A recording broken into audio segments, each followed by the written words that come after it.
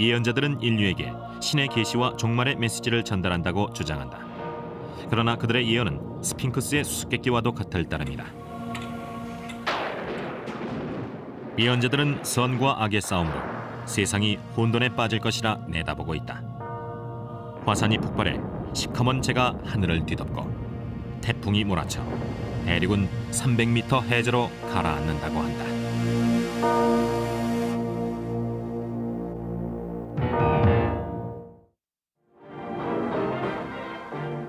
광란의 1920년대는 벼락 경기의 여파로 온 미국이 들떠있던 시절이다.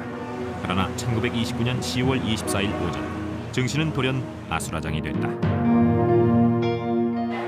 소위 암흑의 목요일로부터 11월까지 주가 손실액은 총 1,000억 달러를 기록했다. 실로 미국 역사상 가장 침울한 시기가 도래한 것이다. 기업은 문을 닫고 수백만 명이 임금을 받지 못했다. 미국인들은 굶주리며 떠도는 난민 신세로 전락한 것이다. 사태를 예측한 사람은 없었을까? 많은 사람들은 에드가 케이시가 이미 6개월 전에 증시 폭락과 대공황을 예언했다고 믿고 있다. 케이시가 1929년 4월에 속기사에게 받아 적게 한 내용을 들어보자. 엄청난 하락 장세가 예상됩니다. 국가와 개인의 주식 보유고에 커다란 타격이 있을 것이고 재계에도 막대한 혼란이 예상되네요. 이러한 경고의 메시지가 주어졌습니다. 우연하게 들어맞은 것일까? 아니면 예지력의 증거일까? 케이시의 예지력을 이해하기 위해 그의 삶을 더듬어보자. 주식 폭락 사태가 있기 50여 년 전, 또한 주식이 뭔지 알지도 못했을 시절, 어렸을 때부터 케이시는 스스로 남다르다는 것을 알고 있었다. 케이시는 혼자 놀거나 손자를 애지중지하는 할아버지와 함께 켄터키주 호킨스빌에 있는 농장에서 지내기를 좋아했다. 끝없이 펼쳐진 초원과 물결이 찰랑이는 연못에서 즐겁게 뛰어놀던 케이시. 그러나 바로 이곳에서 참변이 일어날 줄은 아무도 몰랐다. 할아버지께서 너댓살 무렵 고조부 즉 할아버지의 할아버지와 말을 타고 있던 중 갑자기 말이 뒷다리로 일어섰어요. 그래서 할아버지는 말에서 떨어지고 마른 연못으로 뛰어들었는데 고조부께서는 말에게 끌려 연못에서 익사하셨습니다. 어린아이였던 저희 할아버지의 눈앞에서 벌어진 참사였죠. 어린 케이시는 이날의 충격으로 허탈감과 무기력에 시달리게 됐다. 그러나 다른 예언자들의 경우와 마찬가지로 케이시의 경험도 개인적인 시련을 초능력으로 승화시킬 수 있는 계기가 됐다.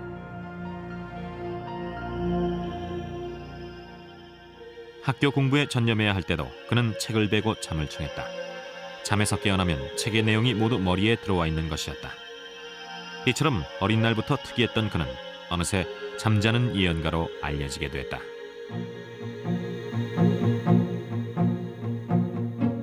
할아버지의 죽음으로 인한 충격이 가시기도 전에 새로운 계시를 받자 혼란에 빠진 케이시는 할아버지가 익사한 연못을 찾아간다.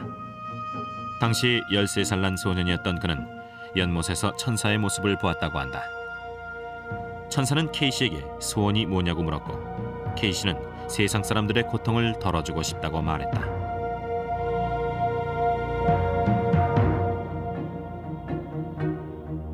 케이시는 20대 초반에 그 소원을 이룰 기회를 갖게 된다.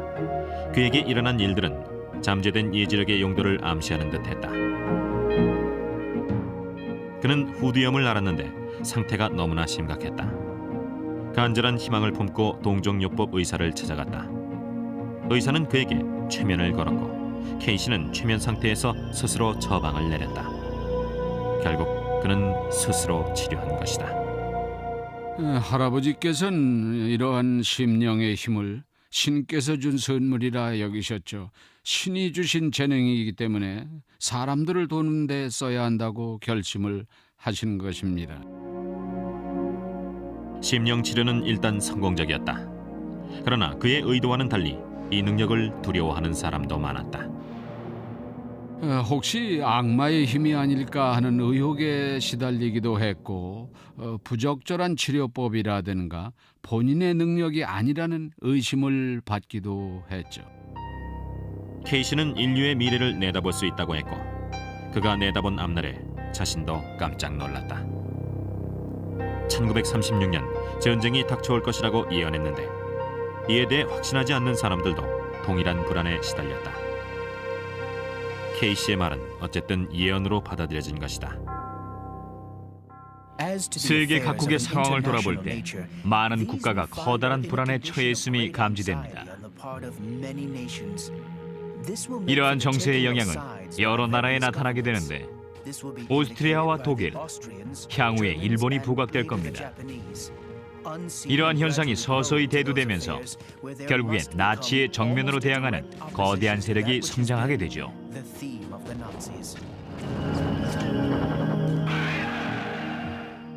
(3년) 후 히틀러는 폴란드를 침략하고 유럽 대륙을 가로지르는 피해 행군을 시작했다.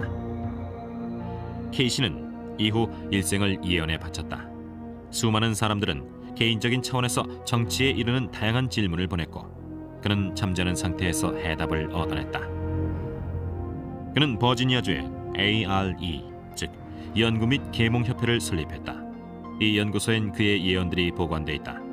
그러나 이 작업으로 그는 큰 타격을 입는다.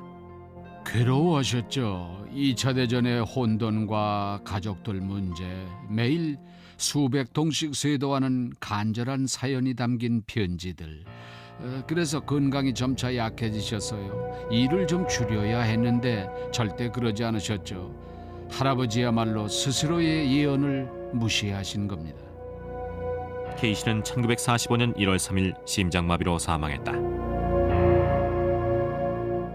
그가 남긴 예언은 14,000건에 이른다. 오늘날까지 가장 논쟁이 되는 예언은 이것이다.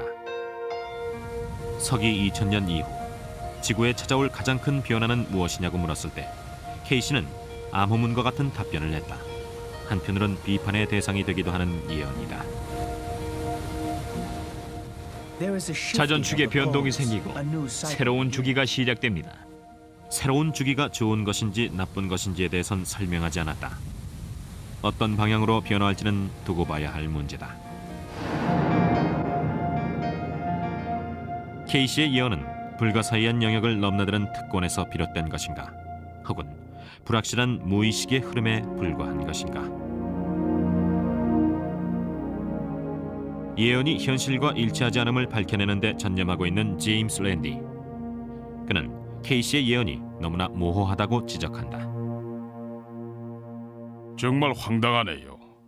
2000년 혹은 2001년에 이런 일이 터진다니 큰일 난 것처럼 말했지요. 자전축이 바뀌고 새로운 주기가 시작된다는데 이 현상은 30분마다 일어난다고도 볼 수 있고 새로운 주기의 실체에 대해선 함구했어요. 케이시는 늘 그런 식으로 말을 흐립니다. 예언자들이 쓰는 모호한 표현 때문에 예언의 내용이 잘못 해석되는 경우도 종종 발생한다. 이에 대해 예언가들은 사기꾼이며 모호한 언어는 그들의 책략이라는 비판이 있다. 케이시가 얼마나 모호한 표현을 쓰는지 예를 하나 들어볼까요? 얻고자 하는 정보에 관한 모든 사실과 요인에 대해 적절한 주의를 기울이기만 한다면 해답을 얻게 될 것이다. 해답이란 이미 존재하고 있는 조건과의 관계에서 얻어지는데 이는 확실한 직감 혹은 타인의 마음을 관찰함으로써 얻는 인상을 통해 구하게 될 것이다. 뭐다 비슷한 말의 반복이네요. 저로선 도저히 납득할 수가 없군요. 오히려 비판론자들은 예언의 본질에 포괄적인 측면이 있다는 점을 인정해야 한다고 생각을 합니다. 그리고 나서 예언에 담겨있는 정보 중 자신과 관련된 적절한 항목을 추출해서 보다 행복하고 충만한 인생을 꾸려나가고 자기 자신을 더 잘 이해하고 타인과의 관계 또 신과의 관계를 향상시켜 나가야 합니다. 예언은 상상력을 필요로 하고 신념의 세계엔 본질적으로 불가사의한 측면이 있다. 그러나 예언자는 그의 왕국에선 군림할 수 없다는 말이 있듯 불가사의한 종말의 비밀을 알고 있다고 주장하는 예언자들은 끊임없는 시비의 대상이 되는 것이다. 일찍이 먼 미래를 내다볼 수 있다고 주장했던 예언자들은 많았다. 이 예언을 믿는 사람들은 오늘날까지도 예언에 숨겨진 비밀을 밝혀내기 위해 고민하고 있다. 1999년 7번째 달에 하늘에서 공포의 대왕이 내려오리라. 이 시구는 400여 년 전에 씌어진 것이다. 떠돌이 혜성이 1999년 지구를 향해 돌진해 가장 난폭한 전사를 부활하게 하고 아마겟돈을 일으킨다고 했다. 16세기 프랑스에 살았던 미셸 드 노스트라담. 우리에겐 노스트라다무스로 잘 알려진 인물이다. 예언으로 인해 그의 목숨이 위태로워지기도 했지만 한편으론 종말의 예언자라는 명성을 얻기도 했다. 노스트라다무스는 1503년 프랑스 남부 프로방스 지역에서 태어났다. 당시 유럽엔 종교 재판이 한창이었다.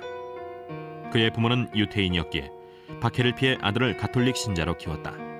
그러나 노스트라다무스는 몰래 유대교와 천문학 및 신비주의를 공부했다. 이는 당시엔 금지된 학문이었다. 그는 의사가 된 후에도 금지된 학문을 계속 연구했다. 결혼 후 아들 둘을 낳고 큰 문제 없이 살아가던 노스트라다무스. 1525년 흑사병을 퇴치하면서 그는 의사로 프랑스에서 큰 명성을 얻게 된다. 그가 내린 처방으로 위생 상태를 개선해 수천 명의 목숨을 구한 것이다. 1537년 그가 아쟁 지방에 살던 때였죠. 흑사병이 그 마을을 급습했는데 노스트라다무스의 가족도 희생됐습니다. 사람들은 의사가 자기 가족도 못 구한다면서 분명히 악마와 한패거리일 거라고 의심했죠. 로마 가톨릭 교회로부터 악마와 교신했다는 죄를 선고받은 노스트라다무스. 그는 프랑스를 떠나 이탈리아로 피신한다. 어린 날의 케이시처럼 노스트라다무스도 개인적인 시련을 겪으며 예언자로서의 기초를 다지게 된 것이다. 당시 노스트라다무스는 비통에 잠겨 자신의 모든 신념을 반추해보는 시간을 가졌는데요. 예지력은 개인적인 비극이나 진실에 대한 충격에서 비롯되는 경우가 많이 발견됩니다. 노스트라다무스는 흑사병으로 가족을 잃었을 뿐만 아니라 그가 쌓은 모든 명성을 순식간에 잃었죠. 어느 날 그는 이탈리아의 시골길을 배회하다가 우연히 한 무리의 수도사들과 마주친다. 그는 자신도 모르게 그중 한 명에게 무릎을 꿇고 이렇게 외쳤다. 교황님 앞에 무릎을 꿇고 고개를 숙입니다.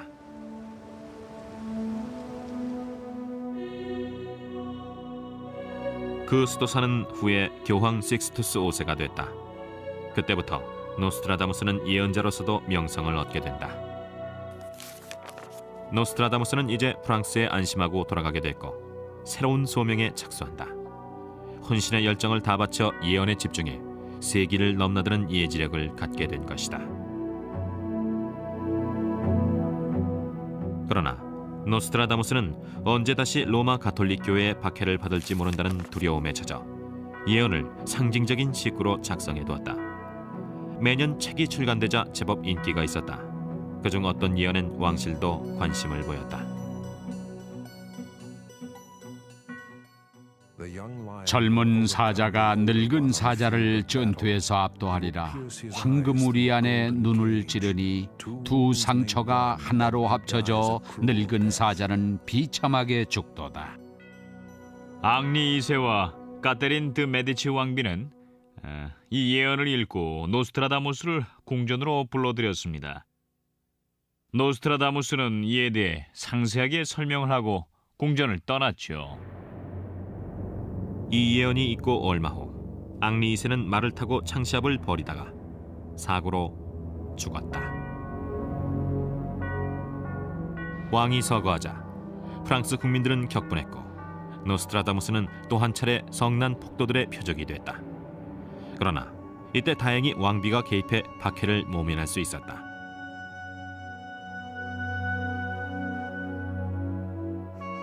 왕비의 보호를 받으며 노스트라다무스는 안정된 분위기에서 예언에 전념하게 됐다.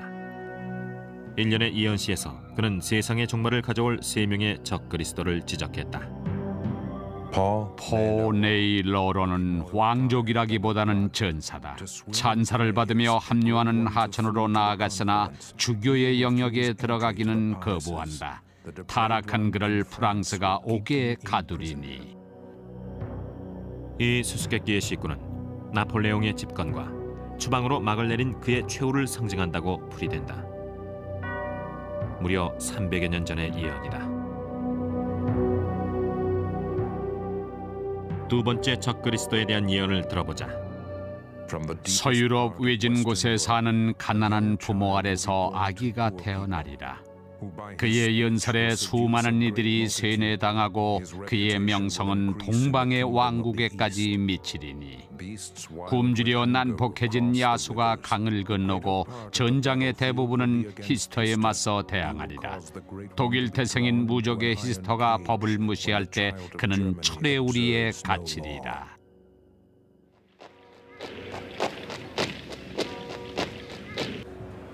(20세기의) 노스트라다무스 추정자들은 두 번째 적그리스도가 히틀러와 제3제국을 상징하는 것으로 해석한다. 최후의 적그리스도는 과연 누구일까? 적그리스도는 셋을 무력해 하고 27년간 전쟁이 지속되리라. 믿지 않는 이들은 죽거나 포로가 되거나 추방되리라. 피범벅이 된 시체가 강물을 물들이고 땅은 얼음의 비로 뒤덮이리니. 이것이 정녕 미래를 해독할 암호란 말인가? 노스트라다무스는 수세기 전 우리에게 이러한 경고를 내렸단 말인가? 수수께끼로 가득한 시구를 해독하지 못하면 종말의 경고를 이해할 수 없다는 뜻인가? 그가 정말 파멸과 악으로 가득한 미래를 예언한 것일까? 혹은 그의 예언은 과거의 말장난에 불과한 것인가? 1999년 7번째 달에 하늘에서 공포의 대왕이 내려와 몽골의 대왕을 소생시키리라. 그때를 전후에 마르스가 행복하게 지배하리니. 종말에 관한 노스트라다무스의 예언을 두고 제임스 랜디는 심각한 의문을 제기한다. 몽골의 대왕이라고 했고 이건 징기스칸을 의미한다고들 하지요. 하지만 노스트라다무스는 징기스칸이 이미 오래전에 죽었다는 사실을 몰랐을 수도 있지요. 혹은 몽고나 그 인근에 있는 중국 출신의 다른 인물을 가리킬 수도 있고요. 노스트라다무스의 추종자들은 단어의 의미에 집착하다 보면 그 안에 깊은 뜻을 놓친다고 반박한다. 상징적인 시구이므로 인내심을 갖고 해석해야 한다는 것이다. 마지막 행은 낙관적으로 해석될 수도 있어서 흥미롭습니다. 그때를 전후에 마르스가 행복하게 지배한다고 했는데 마르스는 말 그대로 전쟁의 신이죠. 이 의미에만 집착하다 보면은 핵심을 놓치고 노스트라다무스가 쳐놓은 함정에 걸려들고 맙니다. 좀 더 깊이 들어가 볼까요? 마르스를 오컬트 용어로 해석하면 마구스, 즉 마술사가 되는데요. 쇳덩이를 황금으로 바꾸는 존재로 해석될 수도 있지요. 16세기에 비롯된 새로운 기술은 노스트라다무스의 세속적인 야심을 채워주는 계기가 되었다는 비판도 있다. 노스트라다무스는 인류를 구원하기 위해 예언한 것이 아니라는 주장이다. 노스트라다무스는 운이 좋았죠. 당시에 인쇄술이 개발됐고 매년 출간한 책으로 엄청난 돈을 모으고 인기를 누렸으니까요. 노스트라다무스를 지지하는 사람들은 3명의 적그리스도가 예지력의 증거라고 주장한다. 마지막 한 인물은 미스테리지만 나폴레옹과 히틀러의 역사로 입증됐다는 것이다. 사행시 중에 히스터 리버라는 이름이 나오는데 이게 왜 하필 히틀러가 돼야 합니까?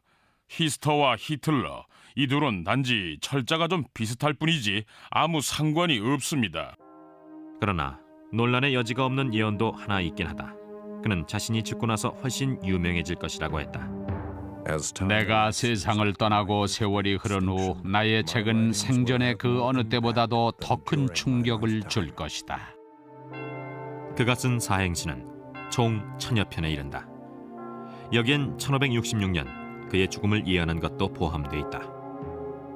노스트라다무스 얘기가 우리에게 시사하는 것은 무엇일까? 예언은 수세기 동안이나 그 정체를 드러내지 않을 수도 있다는 점일 것이다.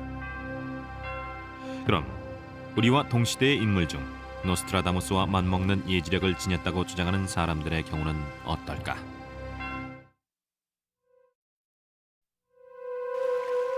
예언의 황금기는 이미 지나가 버린 것일까? 하늘은 침묵하고 있을지 모르나 오늘날에도 신으로부터 긴박한 메시지를 받고 있다고 주장하는 사람들이 있다. 엘리자베스 클레어도 그중 하나다. 현대는 암흑의 시대죠. 이 암흑은 물고기 자리가 지배하는 2500년에 걸쳐 형성돼 왔는데 이제 우리가 이에 대비할 때가 됐어요. 향후 3년간 상황은 더욱 악화될 것입니다. 케이시처럼 엘리자베스도 어린 시절 신의 모습을 보았다고 한다. 그러나 엘리자베스의 주장은 더 많은 비판을 불러일으키고 있다. 4살 때 뉴저지주 레드뱅크에 있는 집에서 모래 상자를 갖고 놀던 중 주변이 갑자기 나일 강변의 백사장으로 변했다는 것이다. 엘리자베스의 모친은 딸이 전생을 본 거라고 했다. 엘리자베스는 그 당시 신의 손길을 느꼈다고 한다. 저는 신의 부름을 받았고 신이 제게 맡긴 사명이 있기에 저를 부르셨다는 걸 어렸을 때부터 잘 알고 있었어요. 전생에 저는 성녀 마르타였기 때문에 첫눈에 주님이라는 걸 알 수 있었습니다. 또한 저는 성녀 시에나의 카타리나였기도 했었죠. 엘리자베스는 신앙생활에 전념하며 젊은 시절을 보냈고 대학 시절엔 예언자 마크가 이끄는 서밋 라이트하우스라는 종교단체에 가입했다. 이 단체는 탁월한 지도자들의 가르침을 신봉한다. 탁월한 지도자란 예수와 부처, 공자를 일컫는데 이 지도자들은 선택된 인간의 몸으로 거듭나고 예언자 마크도 그들 중 하나라고 주장한다. 엘리자베스는 마크를 만나면서 또 신의 모습을 보게 된다. 신이 그녀 앞에 나타나 마크의 전령이 되라고 지시했다는 것이다. 이 지시에 따라 그녀는 마크를 도와 예언을 전파했다. 이들은 공동의 목표를 향해 매진했고 1963년 부부가 됐다. 이들은 4년 후 종말을 감지하고 신도들에게 암흑의 주기가 시작됐다고 경고했다. 악한 카르마가 2002년 4월 22일까지 지구에 팽배할 것이며 수년간 선을 행해야 한다고 설파했다. 오직 선만이 악의 카르마를 이겨낸다는 신념에서였다. 1973년 마크는 갑자기 심장마비로 사망했지만 엘리자베스는 종말에 맞서 싸울 각오로 우주와 승리의 교회를 설립한다. 현재 이 교회는 전 세계에서 수천 명의 신도를 확보하고 있다. 300명으로 구성된 커뮤니티가 있는 국제본부는 몬타나주 옐로우스톤 국립공원 근처 광활한 목장에 건립됐다.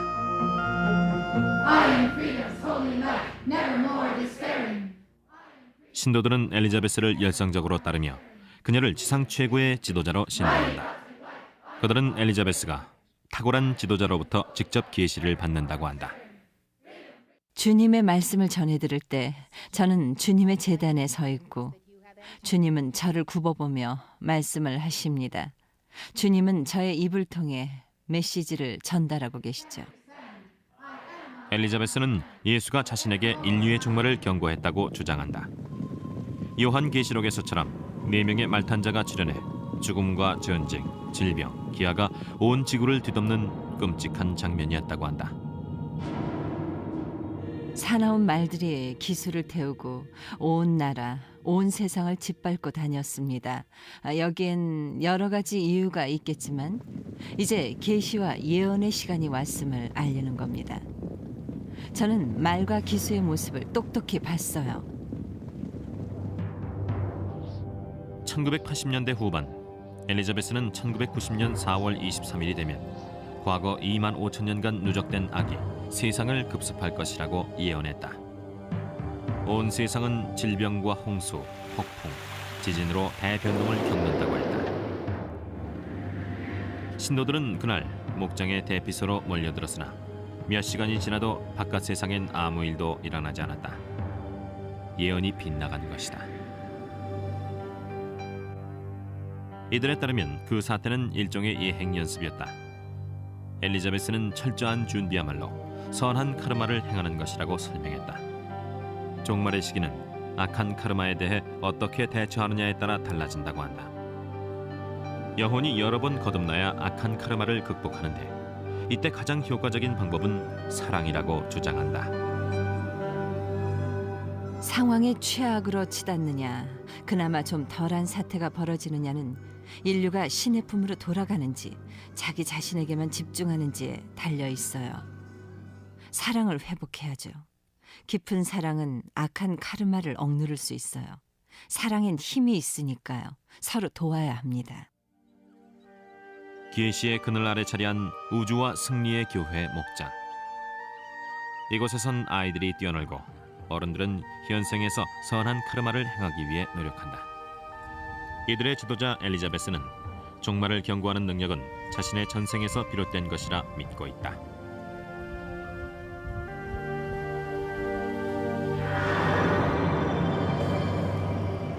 과연 엘리자베스는 수천 년간 환생을 거듭하며 신의 계시를 전달하고 있는 것일까? 조셉 심하르트는 수년간 엘리자베스를 신봉했으나 신념에 대한 회의로 교회를 떠났다. 그는 엘리자베스는 사기꾼이고 전생에 대한 주장이 그 이해라고 말한다. 전생에 캐서린 대제인 적도 있었고 시에나의 카타리나와 기네비어 왕비였던 적도 있었다고 하죠. 물론 이것 말고도 많이 있습니다. 캐서린 대제였다는 사람은 엘리자베스 외에도 둘이나 더 있는데 그럼 뭔가요? 이게 바로 문제점이죠. 심하르트는 또한 엘리자베스의 영적인 능력에 대해서도 회의적이다. 엘리자베스는 탁월한 지도자들이 제단에서 맴돌며 계시를 내린다 하고 신도들은 이를 굳게 믿는다. 그분을 안 지 25년째예요. 그동안 신이 예언자 엘리자베스를 통해 말씀하시는 걸 분명히 들었고요. 신이 존재한다는 게 느껴집니다. 신의 조언을 제 귀로 들었고 세상을 어떻게 바꿔나갔는지 알고 있으니까요. 예언자 엘리자베스는 탁월한 지도자인 신의 대변인이죠. 엘리자베스와 그녀의 예언에 대해 이처럼 강한 신념을 표명하는 신도가 있는가 하면 이 모든 것은 한낱 망상에 불과하다는 비판도 있다. 스타인만의 주장은 그저 자기 생각일 뿐입니다. 감성적인 측면으로 기울어지면 자기가 보고자 하는 부분만 수용하게 되는데 스타인만은 수십 년째 그러고 있어요. 처음엔 제 눈에도 신기해 보였던 현상도 엘리자베스를 불신하게 된 후에 다시 봤더니 이건 완전히 사기예요. 어느 날 엘리자베스와 같은 이들에겐 사기꾼이란 비난이 쏟아지고 있다. 그러나 이에 대한 엘리자베스의 대응은 단호하다. 비록 과거에 자신의 예언이 빗나갔을지라도 여전히 신의 계시를 전할 뿐이라고.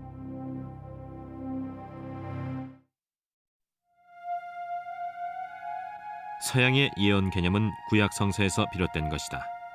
성경엔 고대 유대인들이 종종 신의 계시를 무시했다고 적혀 있다. 이때 사막에서 한 예언자가 나타나 미신적인 우상 숭배를 그만두고 신앙을 회복하지 않으면 신이 그들을 벌할 것이라고 경고했다. 보라, 주께서 땅을 공허하게 하시고 황폐케 하시며. 이사야 24장 1절. 예언자들의 제왕 이사야는 이미 3000년 전에 종말을 예언했다. 그는 종말의 참상에 대해 신이 상세히 경고했다고 했다. 훗날 예언자로 인정받은 것도 세월이 흐른 후 돌아보면 그의 말이 옳았기 때문이다. 종말이 임박한 듯한 분위기는 기원전 8세기에도 마찬가지였다. 유다 왕국이 우상 숭배로 혼란에 빠졌던 시기, 청년 이사야는 타락과 부정을 비판하는 카리스마적인 연설을 펼쳤다. 그는 유다 왕국의 왕들에게 신임을 얻어 왕에게 조언을 했지만 그의 노력에도 불구하고 왕국은 붕괴의 위기에 처했고 이때 갑자기 25살 난 청년 이사야의 눈앞에 신이 나타났다. 신은 그를 예언자로 선택하고 달아오른 숯을 입술에 대어 죄를 사한 후 계시를 전하게 했다. 그러나 유대인들은 이사야의 말을 듣지 않고 우상 숭배를 계속했다고 성경에 적혀 있다. 이사야는 유대인들에게 경고를 했습니다. 신을 무시하면 유대인들이 노예가 될 것이라고 말이죠. 구체적으로 바벨론의 노예가 될 것이라고 예언을 했는데 정말 그렇게 됐습니다. 기원전 597년 느부갓네살 2세가 유다 왕국을 쳐들어왔을 때 수많은 유대인들은 노예가 됐다. 어느 날 신은 이사야의 입을 통해 특별한 아기가 태어날 것을 예언했다.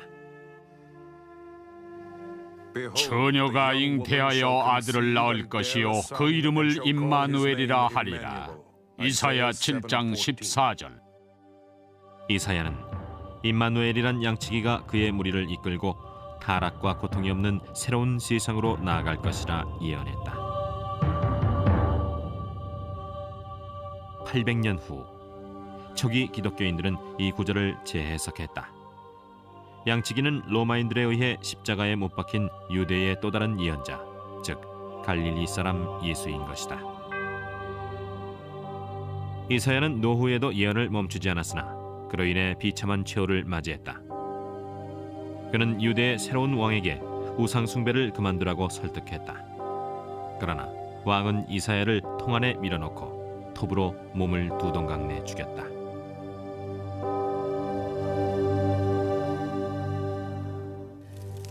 이사야는 예언의 원칙을 확립했고 수천 년 전 이미 예언을 한 인물이다. 신의 이름으로 경고하기도 했으나 고통의 시기에 확고한 희망을 심어주기도 했다. 이사야의 예언에 대해 가장 큰 논란이 일고 있는 부분은 바로 예수의 탄생에 관한 것이다. 이 예언은 단지 고대 유다 왕국에 한정된 것일까? 아니면 기독교 시대의 도래를 내다본 것일까? 기원전 700년에 이미 예언한 것입니다. 아기가 처녀의 몸에서 태어나 사람들에게 배척당하다 죽게 되지만 부활한다고 했는데요. 성경의 이사야 편에 모두 수록되어 있습니다. 제임스 랜디는 예언의 실현이란 신의 섭리가 아니라 사람들이 일으킨 사건에 불과하므로 모두 허구라고 주장한다. 그리스도라는 이름의 사나이가 등장하고 정해진 각본과 들어맞는다 싶으면 즉시 그를 선택하는 겁니다. 물론 예수는 역사 속의 존재고 이사야는 그런 존재를 예언한 인물이죠. 조건을 충족시키는 인물이 나타나면 예언이 실현됩니다. 신기할 게 없죠. 이사야는 단지 당시 정세와 사람들의 본성에 대해 잘 알고 있던 인물에 불과하다는 주장도 있다. 성서의 내용은 그 당시 기록자들의 역사적인 체험에서 비롯된 것입니다. 성서에 등장하는 인물들과 아주 가까운 시대 상황에서 기록된 내용이죠. 성서에 나오는 사건들은 가까운 미래에 상황이 좀 더 나아지길 희망하는 취지에서 상징적으로 묘사되어 있다고 봅니다. 초기 기독교인들이 그 당시의 예언을 먼 미래로까지 확장했다고 해도 놀라운 일은 아니다. 이사야의 예언 같은 시적인 표현은 얼마든지 새로운 의미를 부여할 수 있기 때문이다. 훌륭한 시와 마찬가지로 예언도 시대에 따라 달리 해석될 수 있다. 어떤 시대 상황에선 불가사의한 내용이 될 수도 있는 것이다. 예언은 본질적으로 불가사의한 속성을 갖고 있기 마련이다. 예언을 믿는 사람들은 그 실현을 위해 목숨을 걸기도 한다. 1991년 중동에서 일어난 사건이 바로 그 예다. 이스라엘의 12부족이 지구의 방방곡곡에서 모여들어 예속과 박해의 삶에서 벗어나 그들의 고향으로 돌아온다는 예언이 있다. 이는 이사야의 예언 중 가장 잘 알려진 것 중 하나다. 어떤 이는 신임이란 지명이 이디오피아를 지칭한다고 믿었다. 이사야 49장을 들어보자. 보라, 혹자는 원방에서, 혹자는 북방과 서방에서, 혹자는 신임 땅에서 오리라. 수천 년간 이디오피아의 유태인들은 가난과 질병에 시달렸고 무슬림과 기독교인들 중 최하층을 형성하고 있었다. 이들은 팔라샤인, 즉 추방된 사람이라 칭해졌는데 스스로를 이스라엘의 전설적인 잃어버린 부족이라 믿었다. 이디오피아 유태인들의 삶은 20세기에도 여전했다. 1980년대까지 30년간의 전쟁이 생존을 위협해 전멸 위기에 처해 있었기에 조치가 시급한 상태였다. 그들은 신념으로 살아남았습니다. 매일 행하는 기도와 의식의 힘으로 삶을 지탱해 나갔었죠. 또한 그 사람들에게는 꿈이 있었어요. 언젠가는 꼭 고향인 예루살렘으로 돌아가겠다는 꿈이죠. 이스라엘 정부와 미국의 유태인들에게도 이것은 단순한 꿈이 아니었다. 이는 즉각적인 행동이 요청되는 위험한 결단이었다. 이스라엘은 이사야의 예언을 실현하기 위해 은밀히 공수작전을 계획해 신임의 유태인들을 이스라엘로 불러들였다. 1991년까지 에디오피아의 독재자 맹제스투 마리암은 이디오피아 유태인들을 협상 카드로 이용했다. 그들을 돈이나 무기와 맞바꾸려 한 것이다. 거래는 성사됐지만 어떤 이들은 이를 악마의 거래라고 비난했다. 대탈출, 소위 솔로몬 작전은 5월 24일 이디오피아의 아디스 아바바 공항에서 시작됐다. 수많은 이디오피아 유태인들은 이스라엘 대사관으로 집결했고 반군은 시내로 몰려들었다. 대탈출은 촌각을 다투는 경주와 같았다. 많은 사람들은 이사야의 입을 통해 전파된 신의 계시를 실현하기 위해선 인간의 실천이 필요하다고 생각했다. 오후 4시 텔아비브에서 출발한 첫 번째 747기가 도착하자 수백 명의 피난민들은 비행기에 탑승했다. 이제 약속의 땅으로 가는 것이다. 뭐랄까,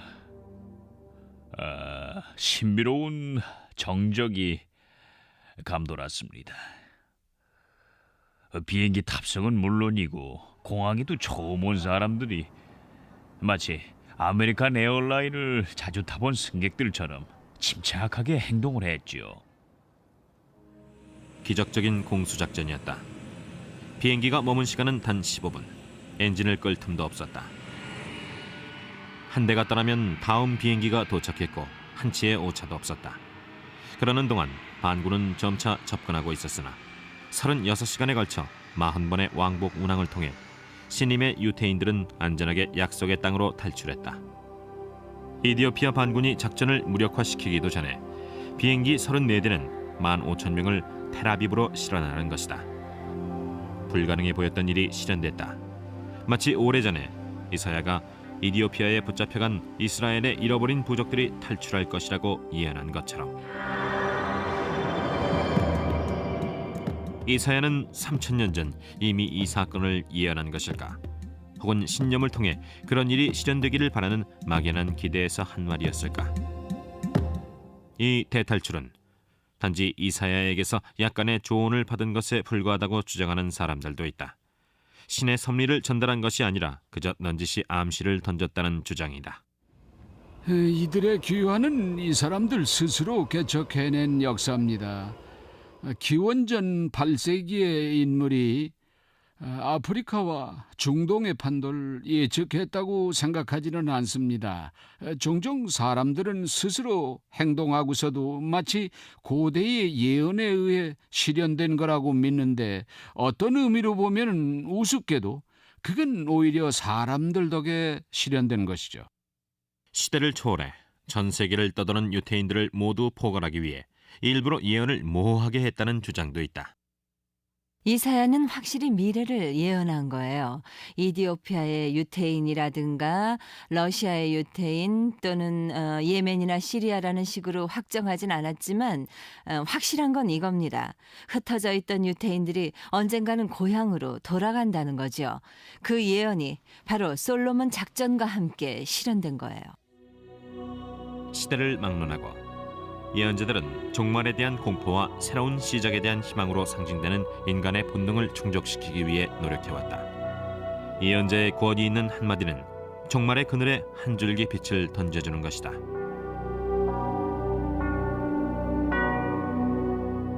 예언이란 미래에 대한 계획이라고 할 수 있어요. 그런 측면에서 보면은 우리의 선조들과도 관련된 일이라고 할 수 있죠. 또한 타인과도 연관돼 있고요. 우리의 삶을 어떻게 지탱해 나갈 것이냐에 관한 계획이기도 하니까 말이죠. 물론 혼돈의 바다를 떠돌면서 하루하루를 낭비할 수도 있죠. 하지만 미래에 어떤 일이 일어날지를 이해하고 있다면은 미래는 우리에게 희망을 주기도 하고 때론 불안을 심어주기도 할 거예요. 어쨌거나 미래는 우리 삶의 안내자인 셈이죠. 제임스 랜디는 효과적인 예언 전술은 위협이라고 주장한다. 예언자들은 두려움을 조장해서 심리적으로 나약한 사람들을 이용한다는 것이다. 예언자가 향후 4년간 모든 일이 순조로울 거란 예언을 했다면 아마 4년 후엔 그 예언자는 망할 겁니다. 예언자들은 사람들에게 불안 요소나 극복해야 할 문제를 던져줘야 하죠. 인류 전체에 재앙이 도래한다든가 하는 식으로 말입니다. 이건 아주 흔한 수법이에요. 재앙은 바로 예언의 핵심 요소지요. 예언자 엘리자베스의 추종자들은 이에 대해 반발하며 회의론자들은 예언의 핵심을 간과하고 있다고 주장한다. 예언은 종말의 경고 못지않게 변화에 대한 처방이 담겨 있다는 것이다. 분별이 있는 사람이라면 엘리자베스가 아주 중요한 메시지를 전달한다는 걸 느낄 겁니다. 우리는 사람들에게 정보를 전달하고 그들이 더 잘 살 수 있도록 돕는 데 관심이 있어요. 엘리자베스는 바로 그런 일을 하죠. 그러나 예언자들은 인간의 약점을 악용한다는 비판을 받기도 한다. 스스로 문제를 해결할 수 있는 능력이 있으면서도 쉬운 해답을 바라는 인간의 본성을 이용한 것이다. 다들 마술처럼 뚝딱 해결책이 나타나기를 바랄 겁니다. 누군가가 우스꽝스러운 터번을 쓰거나 귀걸이 코걸이를 하고 혹은 별자리 지도라도 뒷배경으로 하고 나타나면은 그 사람 말을 믿는 경향이 있죠. 하지만 신념의 기본은 논리와 이성입니다. 예언자들을 조사해보았지만 아주 엉성한 부분이 많았고 이들의 예언은 빗나갔어요. 실현된다고 믿어주면 예언자들만 이익을 보는 거죠. 하지만 믿으려고 달려드는 사람들을 믿지 못하게 만들어줄 증거는 어디에도 없군요. 세상은 끔찍한 재앙으로 멸망할 수도 있고 한 걸음씩 꾸준히 진보해 나갈 수도 있다. 어쨌거나 예언자들은 계속 미래를 내다볼 것이고 회의론자들은 터무니없는 예언에 대해 비판을 멈추지 않을 것이다.